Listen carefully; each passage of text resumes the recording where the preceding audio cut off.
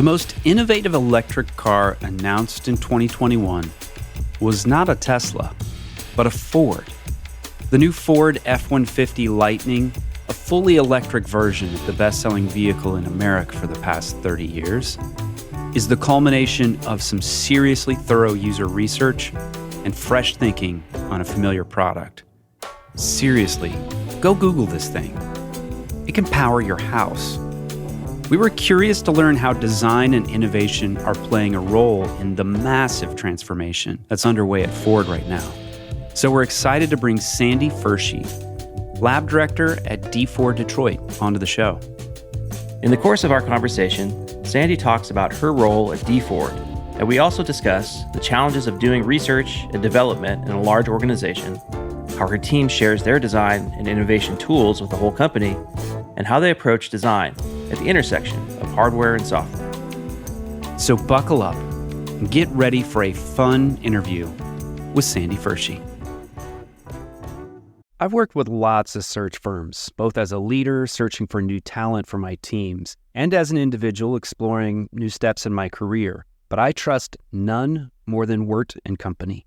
Since 1995, Wirt & Company has been the design community's most trusted search firm, co-founded by a designer and led by a CEO who has in-house operational startup experience. Wirt & Company is guided by the principle that creative leadership is essential to business success. They've helped some of the most admired brands from early-stage startup to Fortune 500 build world-class creative teams. We're talking about companies like Airbnb, the New York Times, the Four Seasons, Notion, Figma, Google, Cartier, and Fair. Not bad. If you're looking for a partner to help you find the right person for a critical role, look no further than Wirt & Company. And if you're looking for your next design leadership role, Wirt & Company will guide you through the process as a friend and a champion throughout your journey. They take the time to get to know you, to understand what you need professionally and personally. Whether you're looking for your next role or your next team member, Wirt & Company can help you find a meaningful relationship. Visit wirtco.com to learn more and get in touch. That's WERTCO.com. Support for Design Better comes from Gusto, who make running a small business easy. Get 3 months free at gusto.com/designbetter once you run your first payroll. Running a small business is hard work, especially all of the payroll, quarterly tax filing stuff, and HR things. I'd rather be focused on my business and my customers than dealing with the administrative duties. But Gusto makes it easy. They automate the complicated parts of running a business. With Gusto, I never miss federal or state payroll tax filings, and I love the time off requests and time tracking tools. Gusto even offers a small group health insurance option for nearly any budget. When you run into issues you need help with, their HR experts are ready to help. It's a very well-designed product, easy to use, and great emotional design that will put a smile on your face. Design Better listeners get 3 months free once they run their first payroll. Just go to gusto.com/designbetter. That's gusto.com/designbetter. Sandy Fershee, welcome to the Design Better podcast. Thank you so much. I'm really excited to be here, really honored to be here. We're so glad to have you. And you are at the D4 lab at Ford, the company here in the US that makes a lot of cars. Tell us a little bit about what the Ford lab does, because I'm sure folks would be curious. Sure. D4 is Ford's human-centered design organization. And our job is really to partner with the business. And we work, as a human-centered design organization to uncover insights and identify and bring to life Ford's best new opportunities for the future. And that's inclusive of products and services, both physical and digital. So talk a little bit about that kind of physical digital point you just spoke about, because I think, a big chunk of our audience is probably primarily working on digital products. So you're at this unique intersection between the two. So maybe talk about how that plays out in the work that you do. It's quite interesting because in the automotive field, the physical product is the vehicle, and that's coming off the assembly line. And the time frame for which it takes to produce that is quite long in comparison to software terms. I grew up in the software world, digital web, and to work and plan for both a physical product that could be relevant in 3 to 5 years' time in the future, as well as creating scalable software solutions that can be updated over time. They're just on very different cadences. And so we need to orchestrate our work really carefully to be able to inform both of those cycles. So it's a pretty interesting challenge. Sandy, if we were to visit the D Ford lab with you and it wasn't a pandemic and we could be together and look at everything, what would we see? Would we see physical objects, a lot of design that's happening with physical objects? Would we see a lot of like digital design stuff that maybe is presented on the walls? Or what's the design process look like at the D Ford lab? So you would see both of those things when you walked in the lab. So first and foremost, you'd see probably teams in action who are doing some thinking. They are identifying the questions to be answered, the big challenges to be solved, and doing research and synthesis and trying to break through, those initial sketches, first ideas. And then you would see some of the prototypes that would be inclusive both of physical and digital.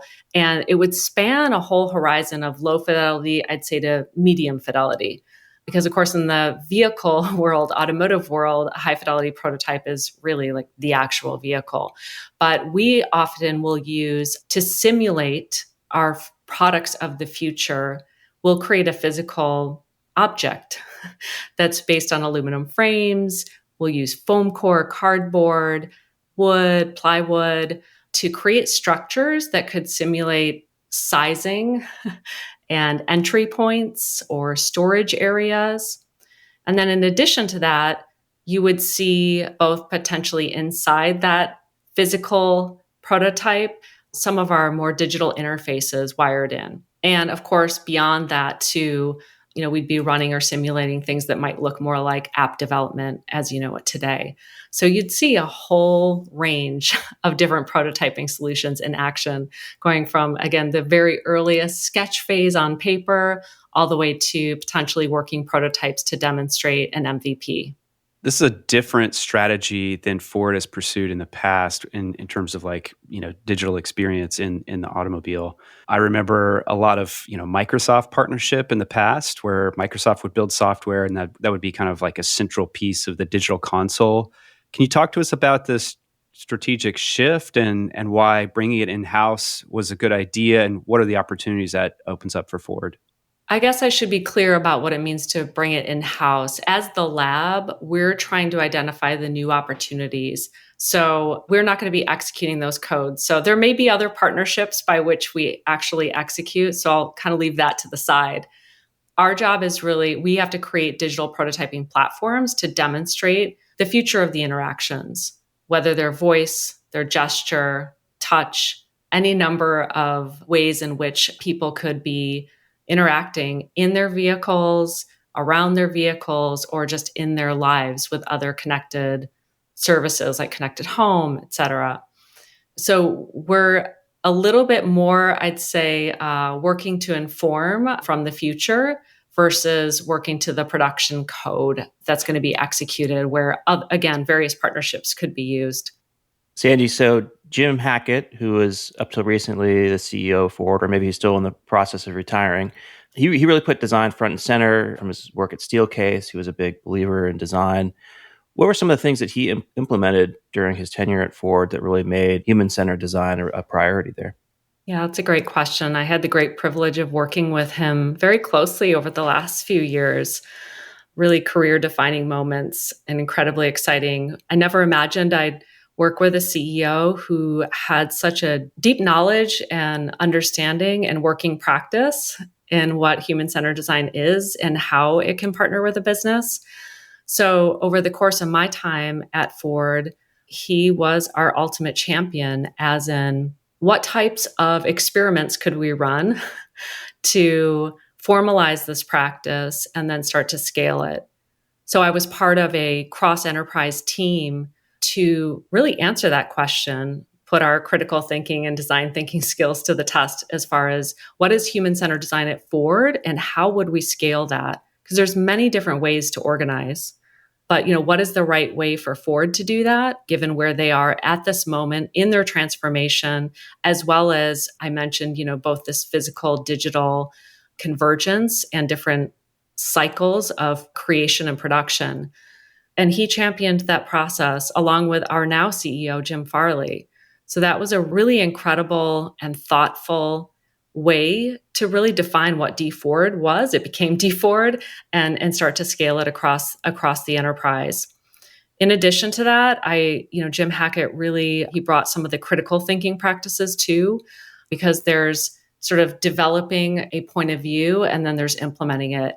And in our company at Ford, I think we're really good at implementing, but oftentimes we found ourselves revisiting decisions. And I'm talking, of course, in its broader scale. But when you take the time, of course, up front to do your research, develop that point of view, create a strong point of view, and then once you have that established, just work to execute it. And then it's less about kind of going back and checking those decisions again and maybe finding yourself in a swirl. He really championed, I think, bringing that practice very holistically across the enterprise, as well as some pretty massive, cultural shifts. It's a 117-year-old company. We have incredible scale, bringing us into this new age of what it means to be digital, what it means to collaborate and work in, I'd say, just more agile ways broadly across the organization. He spearheaded a number of initiatives, I think, to really jumpstart those things at Ford. That's had an incredibly positive impact. Let's dig into that a little bit more, because there is this big shift in expectations of the car experience, especially as we start to get closer to fully automated driving. That's going to change our relationship to cars in a big way. And just, how the digital experience is always present in our life, even when we're on the go and in a car. So the research that you and your team are doing, do you see like the trends that are shifting, or your perception of what it means to be in a car? Not necessarily a driver, but to be in a car. We spend a tremendous amount of time with people. So that means living with them, observing them in a lot of different contexts. And when I think about different contexts too, there's, I guess, people and how they live, work, and play, as well as cities and other environments. So we're looking to observe, understand across those contexts. And given, there's lots of data that could potentially be tapped into in the future, there is greater automation, everything's connected. All of those things combined with, well, how do you move people? How do you move goods?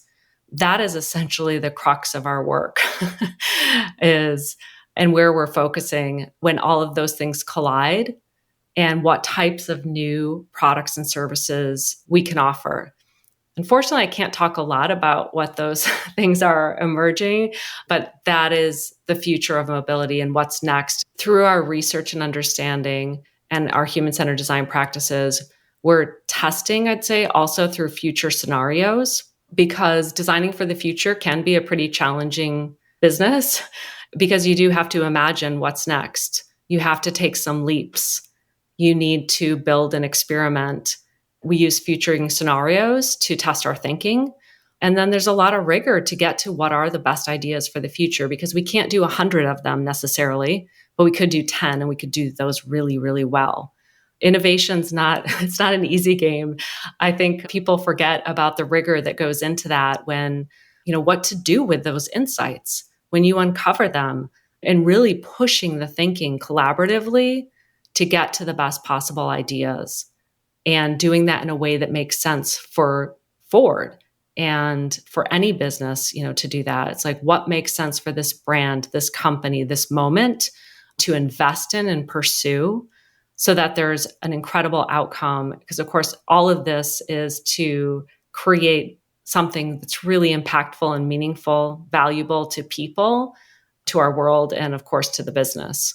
What is a futuring scenario? It's a formalized process, and we have our chief futurist at Ford, Cheryl Connolly, who's been with the company many years and works in various cycles to develop our futuring scenarios. It is really meant to help companies imagine and bring to light what might be blind spots to any of us. 10 years ago, it was like the rise of the East and China and India. When we look back at those scenarios, it's like, well, a lot of those things came true.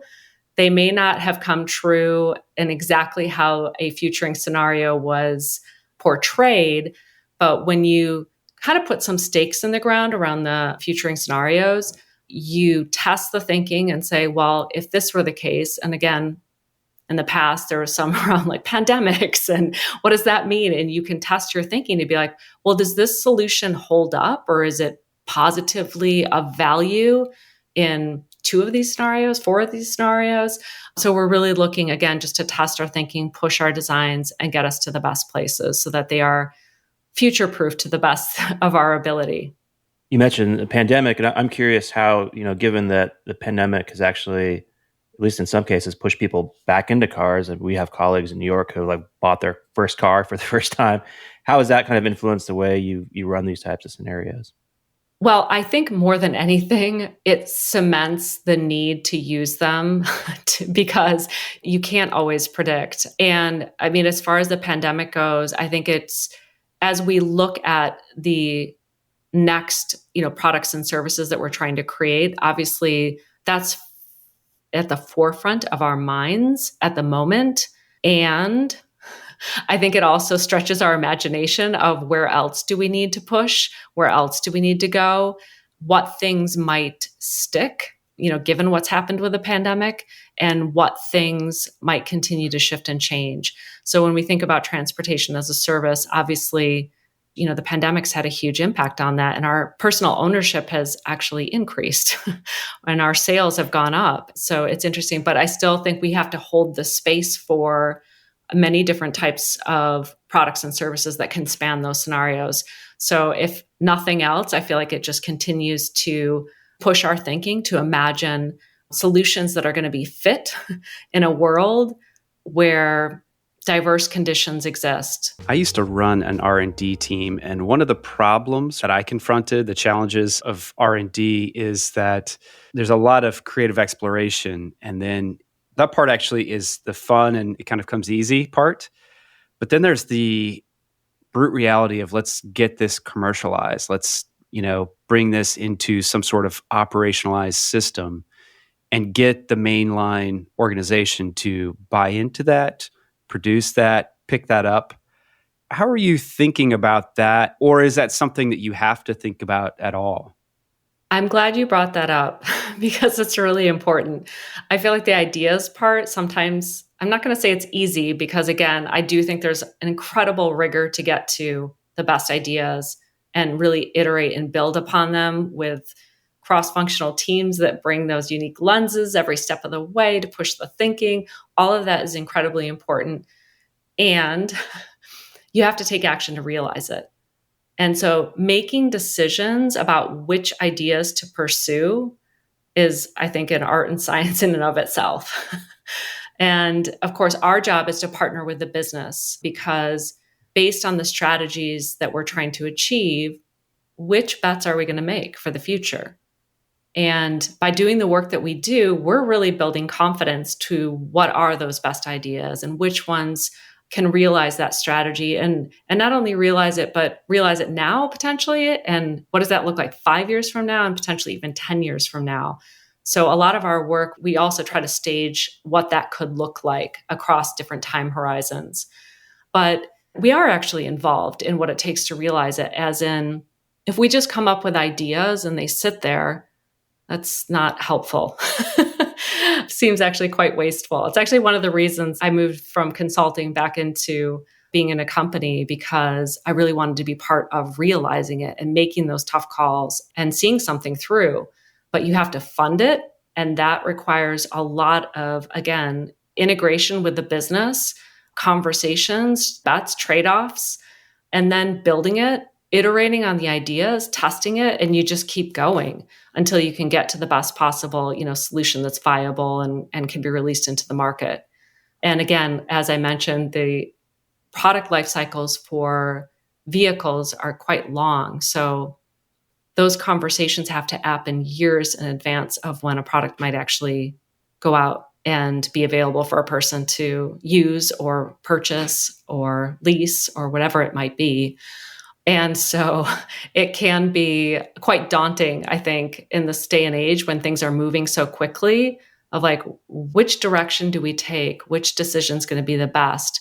And I feel like that's the value of our lab, again, to help build that confidence of like, well, these are the things that are going to be most valuable to people. And we think we have a way in which we can implement that does have value for the business. And it is like something technically feasible that you can deliver out into the world based on technologies that are available. So it's bringing it all together. And that's the exciting challenge of working at a huge enterprise too, because cracking the code and collaborating across so many different types of teams to really break through on that and get the best ideas out into the market. That's the blood, sweat, and tears of the work. There's another R&D model that I wanted to point out too, which is, so you've got in-house R&D that's happening, but also investing in other companies who are doing their own R&D, like Rivian, for example. Ford made a $500 million investment in Rivian, who is also exploring, probably not to the degree that you are. They're trying to commercialize and create a car that is participating in the future, but maybe it sounds like what you and your team are doing, you're looking even further to the horizon. But is that also part of the way that your team operates, that if Ford is partnering or investing in other organizations that are looking at the future, do you also work with them, talk with them, share ideas? Well, what I would say is that we try to talk to a lot of different type of people to get inspired. So I wouldn't limit it to any specific type. I mean, our team in particular looks for inspiration anywhere, analogous research, adjacent industries, and we are hungry to learn and to share too. What are the challenges? How are other companies breaking through, again, who used to make money simply from their physical product that they sold and now realize that they can sell a solution that provides a lot more value in their lives. So, for example, we have a large commercial business at Ford providing trucks, vans, et cetera, to companies, builders, plumbers, et cetera. And they have a fleet of vehicles. But in the future of work, it's not just about moving that person around and carrying their tools. I mean, that's a big piece of it, and we can't forget that, and we have to do that really well. But it's how do we, enable those businesses to thrive? And that means, how do they work most efficiently? What else do they need to be connected to? And when we think about the vehicles that they're using, I mean, those vehicles always need to be running. They need to keep their belongings safe in their vehicles. It's their livelihood. Highly modified, and they have many tools worth thousands of dollars. You can watch a tutorial of how to break into a van in like two minutes. It's crazy. But, in a world where, one might jump to, well, like make it more difficult to physically break in, there are other sensors and things we can tap into to keep things safe for people. And so we're looking at creating a solution set that's more digitally connected and is smarter, essentially, and can help people and help businesses. Sandy, the work that you do sounds pretty exciting. And I'm guessing, there's at least a chunk of our audience that would be curious about the kind of skills that you need. And in the beginning of my career, I worked on physical products. And I think a lot of the skill set around design thinking sort of translates very much between physical and digital. But for folks working on your team or similar teams, what are some of the skills that they need to come in with? We have a pretty diverse mix of folks. We have a variety, I'd say, of different crafts we've identified. It might be their description, their role description, but I often find, of course, people don't fit so neatly into boxes, but I could speak a little bit just generally about what that looks like. We do have interaction designers, and those interaction designers may have a variety of set of experiences crossing physical and digital and service design, as well as product designers who have more background, I'd say, in physical or the combination of physical digital. We have design researchers.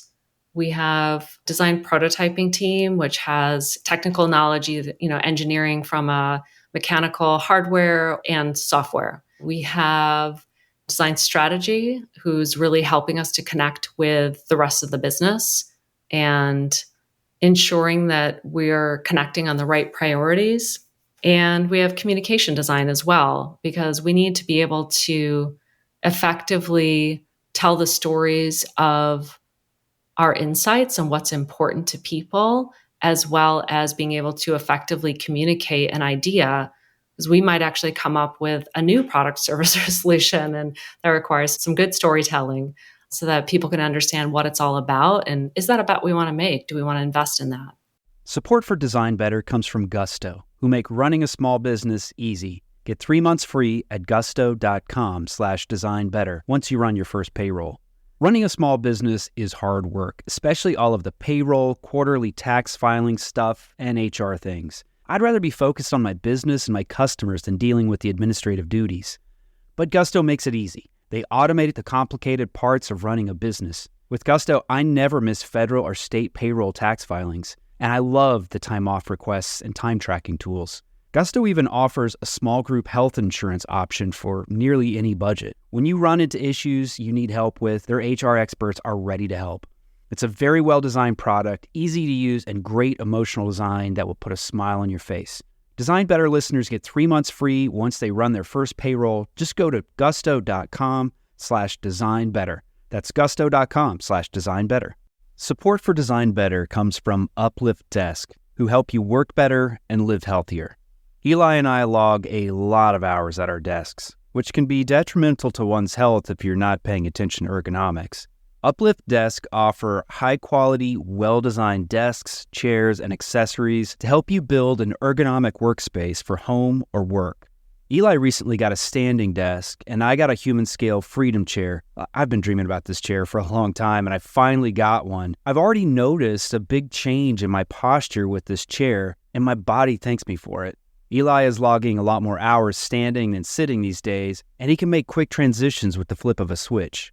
We love Uplift Desk, and we know that you will too.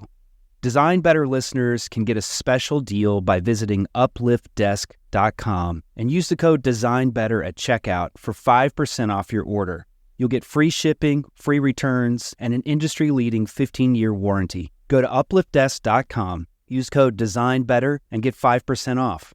Design a better workspace with Uplift Desk.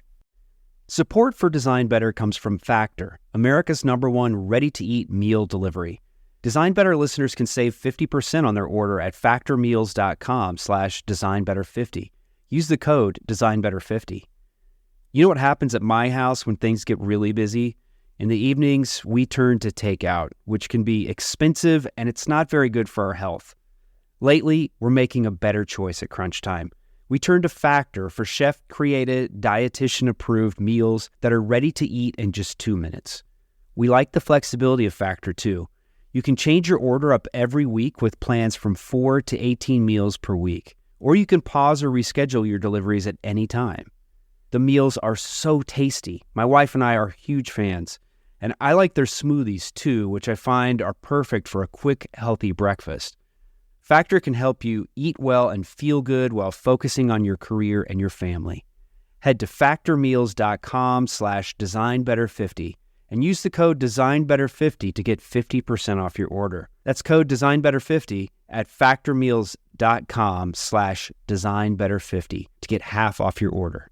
One other thing that we've read that your organization helps forward with is, so it's not only do you do this R&D work, but you help sort of facilitate innovation across the company and maybe teach some of these methodologies. Could you talk a little bit about that? Sure, absolutely. So part of our strategy was not only to create a world-class organization of human-centered designers, it's also to unleash that, I guess, across the organization. And this has to do with expanding the ways in which we work. So we want to make design thinking and some of the human-centered design methods and tools available and accessible to anyone at the company who is interested in learning, practicing, and applying that, because I think everyone can benefit from bringing that human-centered mindset to anything one is doing, in their work, whether it's directly interfacing with our external customers or potentially employee experience or anything that's happening at the company.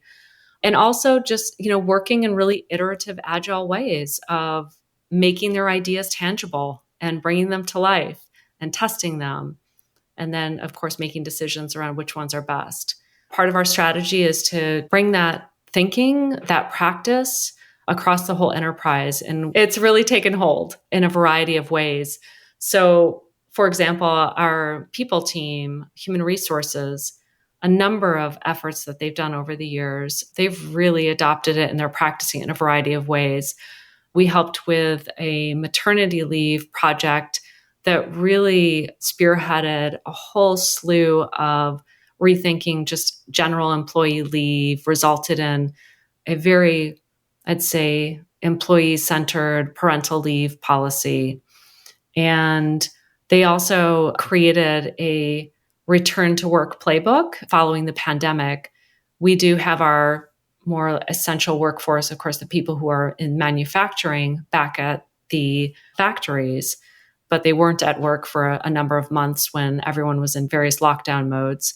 But in going back to work, we really wanted to ensure everyone was safe and protected.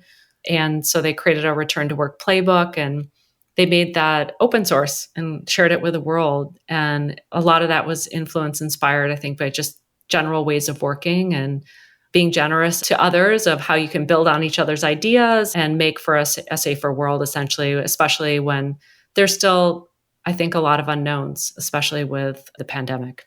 There are indeed a few unknowns. More than a few. Yeah. Sandy, it's interesting, your career trajectory. You started as a consultant with Ford. Is that right? That's right. Yep. And then you went like a year, almost 2 years as a consultant. And then evidently they liked you so much that you became the global head of experience design at Ford. Is that correct as well? That's correct. Yes. How did that happen? I was in New York City at the time, where I had lived for about 17 years and had done some consulting work in the automotive field. And I got really excited about what was possible there because I knew they were in the midst of a massive transformation. My entire career has really been about designing what's next. And I felt like, wow, I could really help out here and really put to work everything I've learned over the years, and really enjoyed that specific automotive work. It reminded me a lot of designing for mobility, the other mobility, like the phones we carry in our pockets and what the internet enabled. And I was incredibly motivated, excited when that was evolving, and focused my career there first. But this reminded me of a similar opportunity like this. This is about to explode. How can I help? Did some work consulting in that space. And I said, this is where I want to focus and who's doing really interesting work. And Bill Ford has been incredibly visionary as part of Ford Motor Company in investing in the future, in a better world. And they sponsored a number of mobility experiments. So I thought they're really sending signals out that they were invested and cared for, and we're trying to create what's possible in the next instantiation of mobility. And so they were going to start to create an organization and a group at that time of experienced designers. And I said, hey, I could help. And so I joined them to help build the team, actually create the organizational design and structure for that, get a few key projects up and running that we could prioritize with a business that felt really important at that moment, and get our practices up and running. So it was really the whole enchilada as far as getting something up and running. So it was me, myself, and I, and a few other people right out of the gate, and starting to build from there. And yeah, about a couple years in, I decided I'd join. Yeah, they decided they'd have me. I would join full time. I was traveling back and forth between Detroit and New York, and took the plunge, moved myself and my family. And it's never been a dull moment. It's been quite an incredible journey to really invent what's next at Ford. And again, for me, it's the combination of, first of all, being able to create and run a creative team, a design team, and all that takes, as well as helping to transform a larger enterprise and how they work and all that's possible with that. And integrating with the business to work on the right priorities, and creating the best possible products and services. It's a lot of things, and I love big challenges. So I have really enjoyed all aspects of these different parts or pieces of the challenge.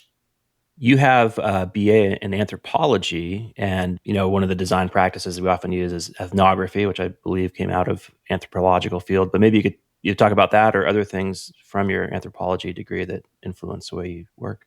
I loved my studies within anthropology, and I did focus specifically more in cultural anthropology, where ethnography was birthed. I love observing. I love making sense of things. I'm incredibly curious. And studying that as an undergrad, I was really curious, like, how do I apply this? Because it seemed like at the time, if I was going to continue in my studies of anthropology, that academia was the pathway. And I wasn't sure I wanted to be in academia solely. I was really curious about how that could be applied more broadly in the world.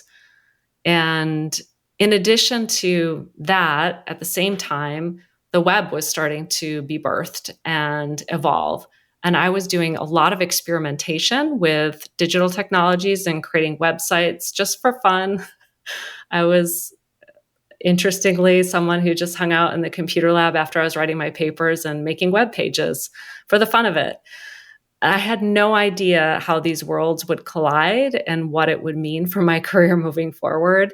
But it was a pretty happy coincidence that those things did come together, because my first job was in web design.